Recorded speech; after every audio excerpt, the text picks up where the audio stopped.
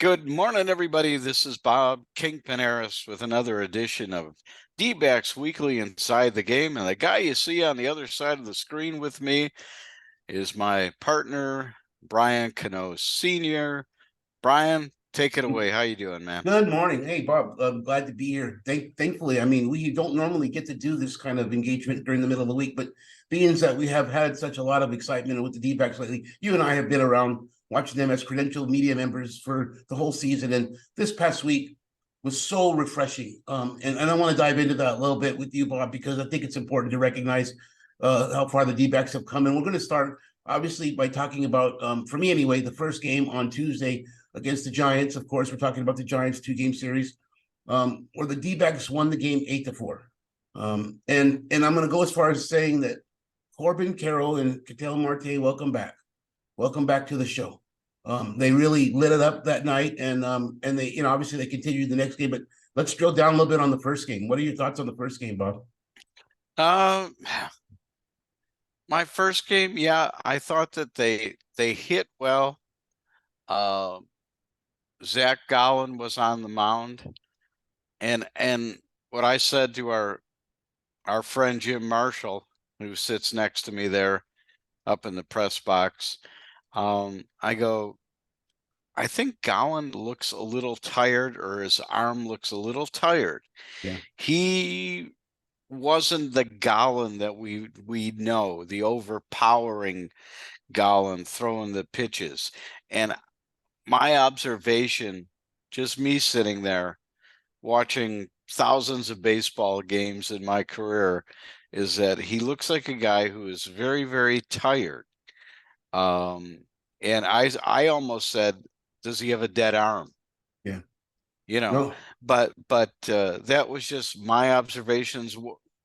What did you think about that, Brian? You were sitting on the other side of the press box. Yeah, man. No, I was watching. I was looking at. I wanted to pay attention to Gallen because it's getting late in the season, and I think you nailed it. I don't want to say he was dead arm, but I tell you what, he's probably gassed. And Yeah. it wasn't too hot in the building. However, the doors were open. Everything was open. Yeah, the roof was open. Roof was open. I was a little hot in the press box. I'm not going to complain because I'm just grateful to be there. But I could only imagine, what it must have been like being on the field. However, it just looked like Gallen was laboring, frankly, through his through the game, and again, not Gallen-esque type of performance. But at the end of the day, Bob, at the end of the season, toward the end of the year, a win's a win's a win. And when what I like to drill down on is not so much the Gallen that we used to see, but the Gallen that won the game, and not only that, but the teammates that helped him get there. I mean, the offense. I mean, it was good when it had to be good. They ran around. There were a lot of chaos on the bases. Wilmer Flores throwing the ball to the catcher throwing it out into the and people running. Paris Chica putting his hand up to stop, and Carroll goes in. I mean, there's a lot of a lot of chaos, like you said. But to me, it was what I was used to seeing at the beginning of the season, where they played recklessly, having some fun. I was just gonna say the same thing. It reminded me like they went back to the beginning part of the season. They created all this chaos, as we say, on the base pass. It was great, and that's what we love to see. This reminded me of some of the very first series of the year when they played the Dodgers, and they had the Dodgers. The Dodgers had the yips. Right? Yeah. I mean, the same thing here at the end of the season. Here they are going ahead, running again like crazy. There was a double steal, by the way, and then there was a double error. It was like, I don't know if I've ever seen that one before, but it was great to see. It was fun to see. If you're a Diamondbacks fan, if you're a San Francisco Giants fan, it's like, oh no. We're not homers, but at the same time, we cover the D-backs, and we've seen it. And I think going out of spring training, I think hitting on the Dodgers when the Dodgers were a little bit shell shocked to see what they were up against. I mean, I noticed it right away in spring. I said, these guys, they're young, they're fast, they're hungry. See what happens. And they played at their full potential, and they really surprised. That's the beginning of the year, but the end of the year, here we are, almost at the end of the year with a handful of games left, and I feel like they're starting to grasp that concept of having fun again. And I'm going to illustrate that with Alec Thomas's web gem. I don't know how he caught that ball in center field. He takes off after a ball that nobody, I don't think, in the league, besides maybe him and a couple others, I'm not going to name them, but Alec Thomas makes this play that just ignites the team. He's got people with their jaws hanging down to here. He's got the fans going crazy.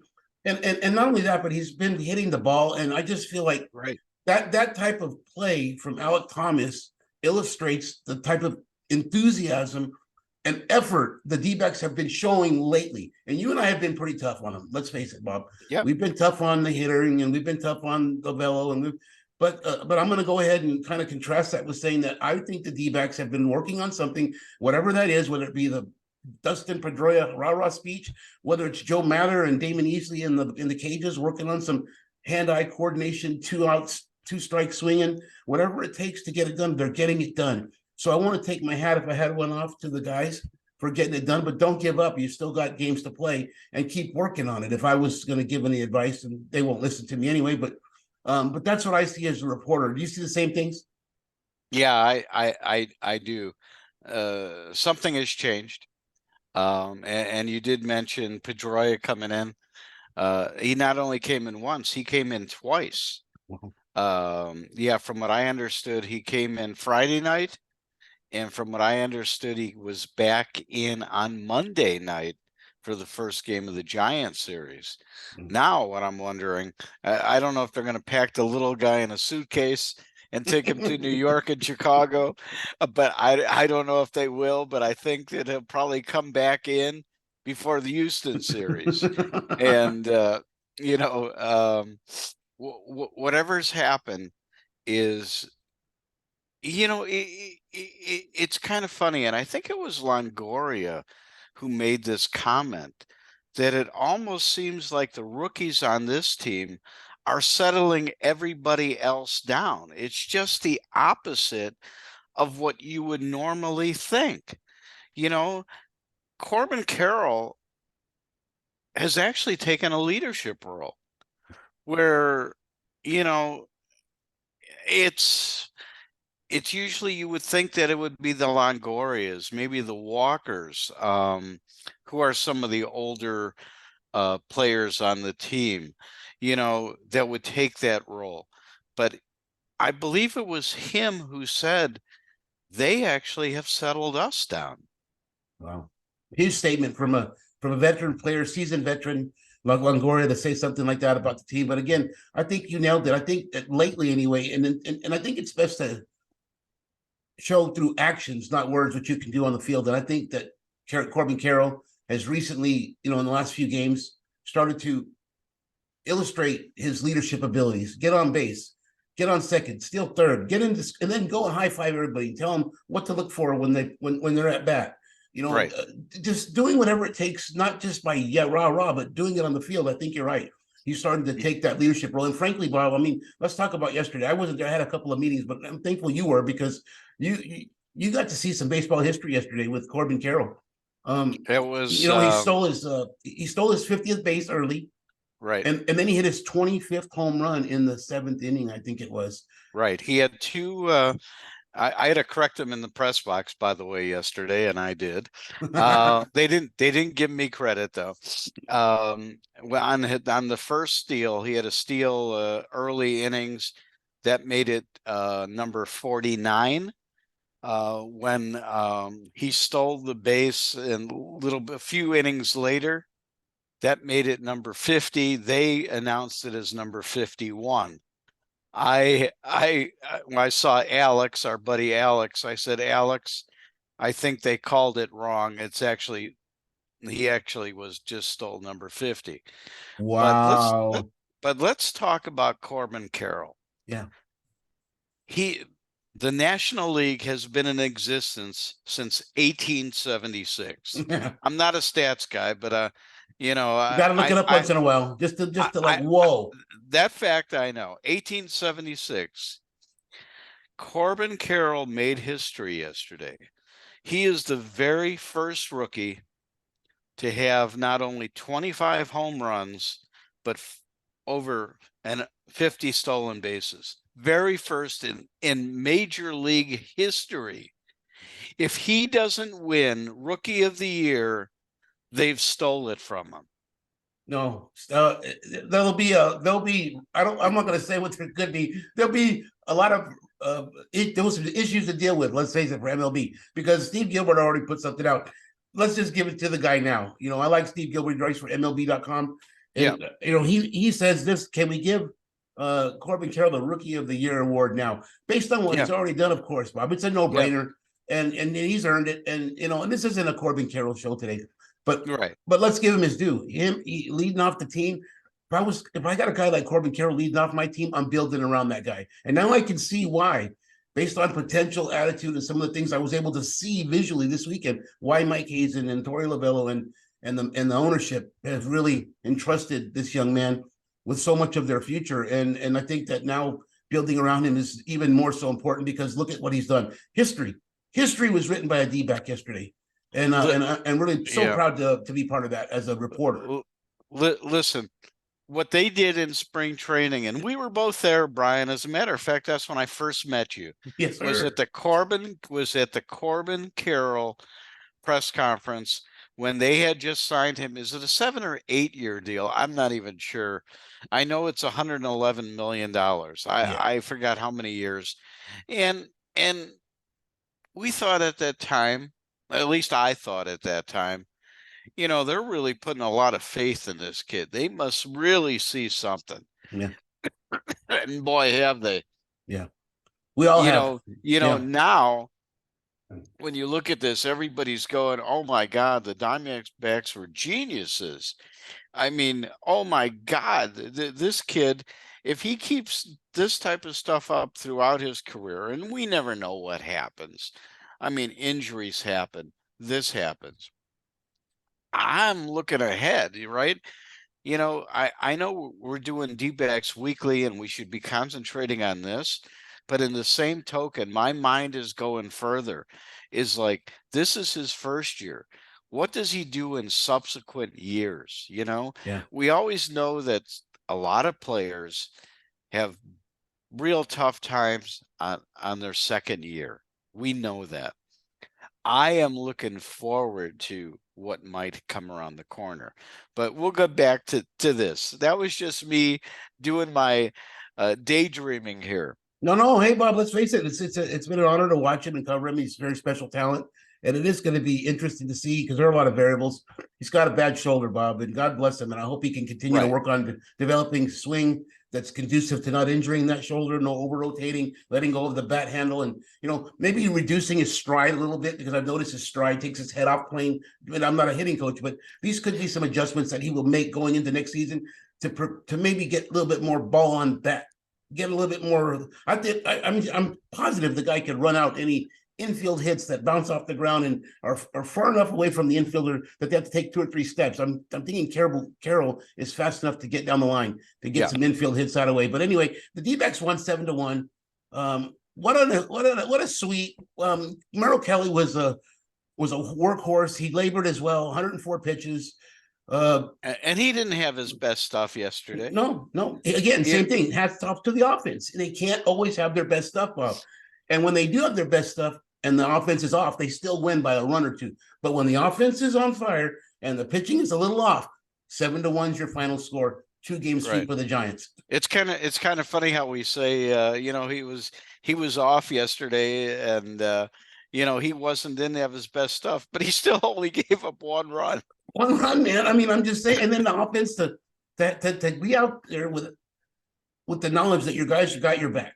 And not just by rah, but by physically playing hard, sliding into bags, getting base hits, stealing, doing all the little things that make a pitcher probably say, wow, this is great. Now, again, in the beginning of, was it the first game where Corbin Carroll let a ball get by, he'll lay a line drive into right field? And I was a little disappointed in that. That went for a triple. Yep. First game. Yeah, and I was a little disappointed. But after that, I think that maybe even Corbin Carroll might have decided that he's had enough. But I didn't see anything else at all that I could pinpoint that leads me to believe that he's not ready to be the NL Rookie of the Year and a candidate for MVP. I mean, let's face it, he's not going to get it, but more than likely some type of candidacy would be No. fitting. I see that right now as Ronald Acuna Jr. I think that he is the MVP. A lot of people are throwing Mookie Betts in the running, but I don't think so. I Acuna's really think, phenomenal, man. We've seen him both. yeah, Guy comes up yeah, to the plate. You don't know what he's going to do. When he does something special, and he does something special almost every time he's at the plate. So whether it's strikeout or hit, it doesn't matter. It's usually a strong strikeout on a competitive pitch, or it's a base hit or home run or something. Anyway, hey, let's drill down a little bit on what the D-backs are doing now as it relates to the NL wildcard. After the series sweep, they are now looks like a game and a half ahead of the Chicago Cubs, and as for second place, not third, or actually fifth place when you look at the bigger picture. And how far are they right now? I didn't even take a look behind the Phillies. I mean, they're not that far behind the Phillies, are they? Maybe a couple of games? 2.5 games. The Phillies would have to play really, they would have to drop a series, and the D-backs have to win a series. Yeah, some crazy things would have to happen, but the D-backs, right? Just based on the odds right now, Bob. Just frankly, in terms of FanGraphs, let's see where I think the Phillies right now are at 99.8% chance to clinch the wild card. So they're going to clinch a wild card soon enough, but now will they clinch the 4 or 5? That's yet to be determined. But the D-backs, on the other hand, right now, the D-backs being in their position are an 84.9% chance of making the playoffs, clinching a wild card. And as crazy as this sounds, and I don't even want to go there, but they are a 2% chance of winning the World Series. Now, are you saying we have a chance? Yes, I'm saying you have a chance. But at the same time, let's be realistic about what the expectation should be. Right now, the expectation should be, at least on my end, to watch this team make the playoffs, to get them into the playoffs, because I said it the other day, you don't have to be the best team in the tournament. I think it's important to be the hottest team. And the D-backs are playing some pretty good baseball, and frankly, they're heading into New York to play the Yankees this week. And they're going to have, Bob, they're going to have their hands full with the pitching. I believe this is the rotation. Now, let me go on a limb here. I'm going to say it's Brandon Pfaadt tomorrow.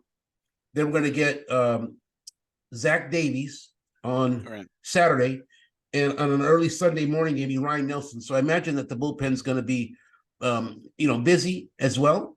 They've been pitching phenomenally. It's hard saying that. They've been pitching well. So I'm looking forward to seeing the other three pitchers go deeper into the games, and hopefully not having to get these relievers out there because they still have to go to Chicago following that. But what are your thoughts on the New York series? I'm going to just say it the way it is. We shall see what happens. They're playing good. They're hitting. New York, we know, has not had a good year, but they're still a dangerous team.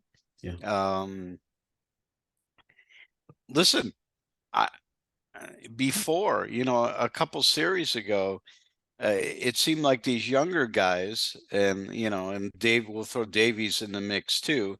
It's the bottom of the rotation. Seem to do very well.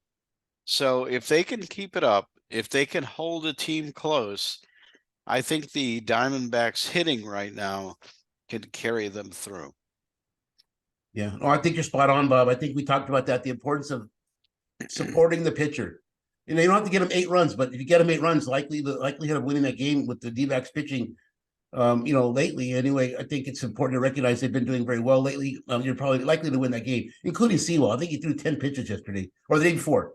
I mean, literally, he was in there and out of there so quickly. It was like a closer, reminiscent of Mariano Rivera, but obviously not. But wow, how impressive that one night. Sewell scares the hell out of me. Yeah, he just does. He reminds me of, and I don't know if you're old enough to remember Mitch Williams, but he reminds me of Mitch Williams, who would put 2-3 guys on base and then finally strike out the next 3. I mean, he would always make me nervous, right? Every time in there. And he was the closer for the Cubs and some other teams too. But he always did the same thing, put a guy on base, put 2 guys on base. Sometimes he would load him up and then he'd strike out everybody.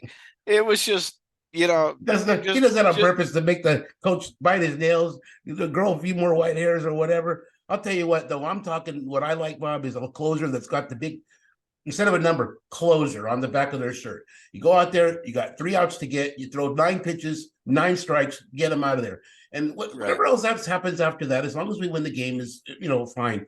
But that's the type of closer that I would want to see. And I tell you, on Saturday, we saw that out of Seawald. It was amazing, and I'm looking forward to seeing it because, frankly, the Yankees are coming off the heels of a couple of losses. They lost on Tuesday, 7-1. They lost on Wednesday, 6-1. They lost to the Blue Jays, who, Blue Jays are not a bad ball club, but the Yankees aren't scoring any runs right now. And they're prime picking right now for a team to come in there and just continue whatever game plan Toronto was using, pick up where they left off, D-backs, and score more runs than the Yankees this week.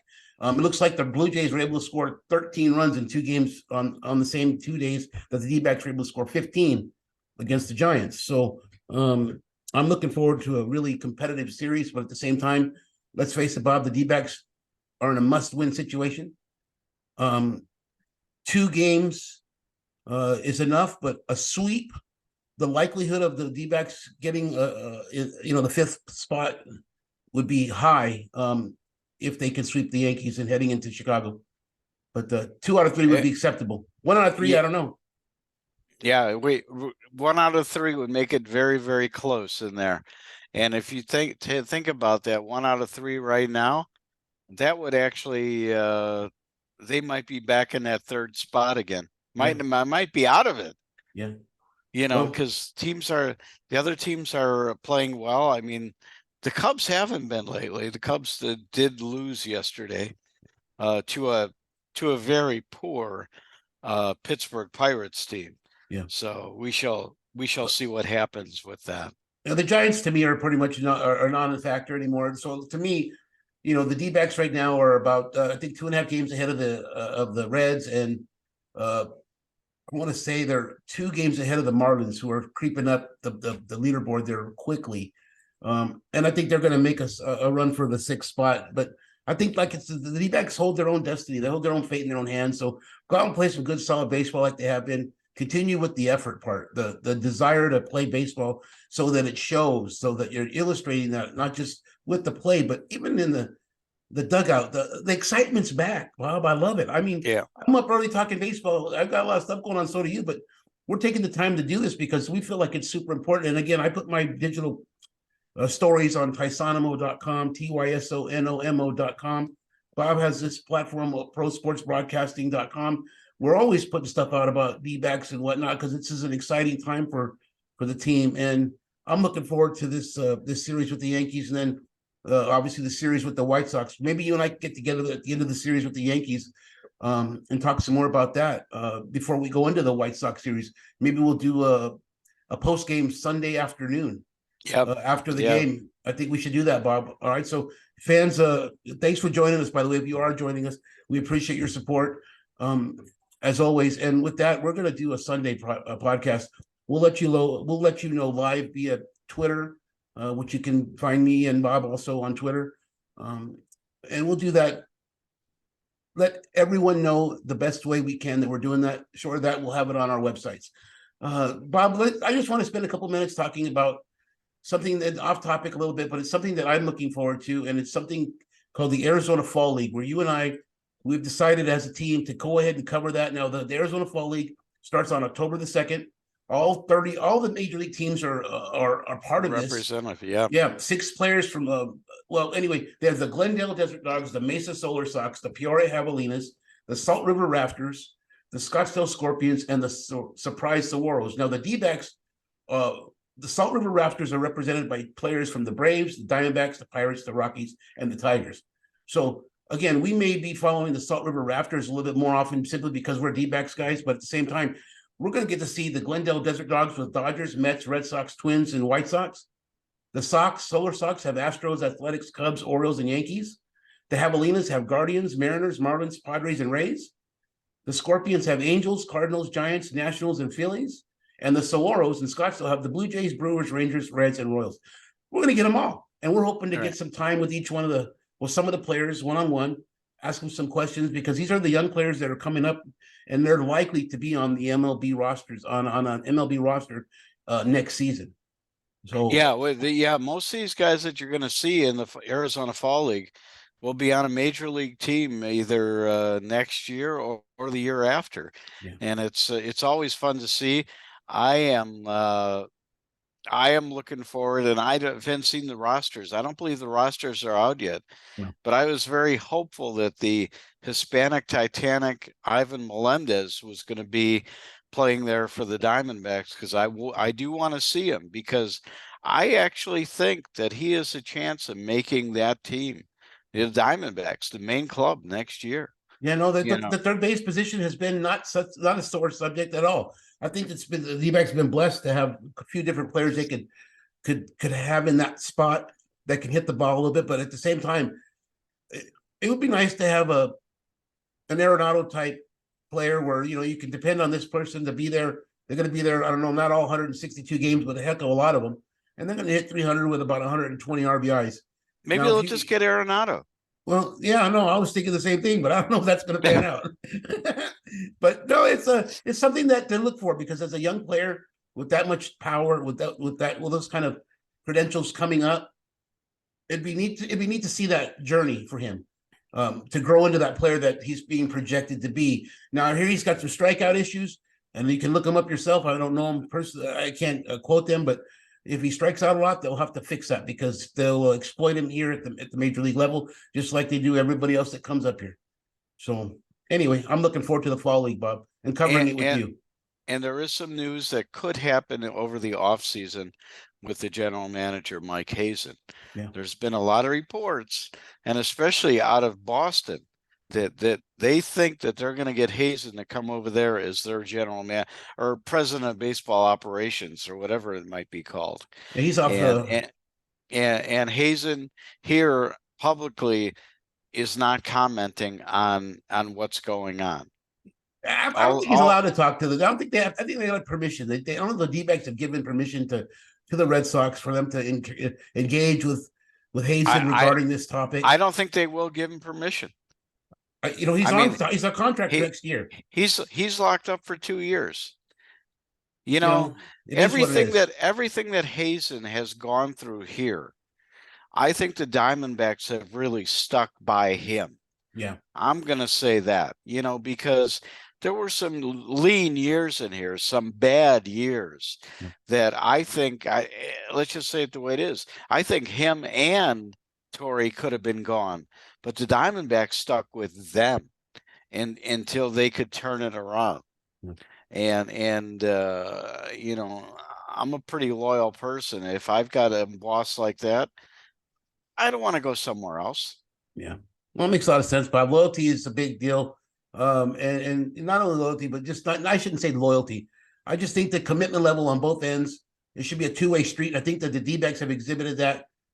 And I wonder if now, if the other side is going to do the same.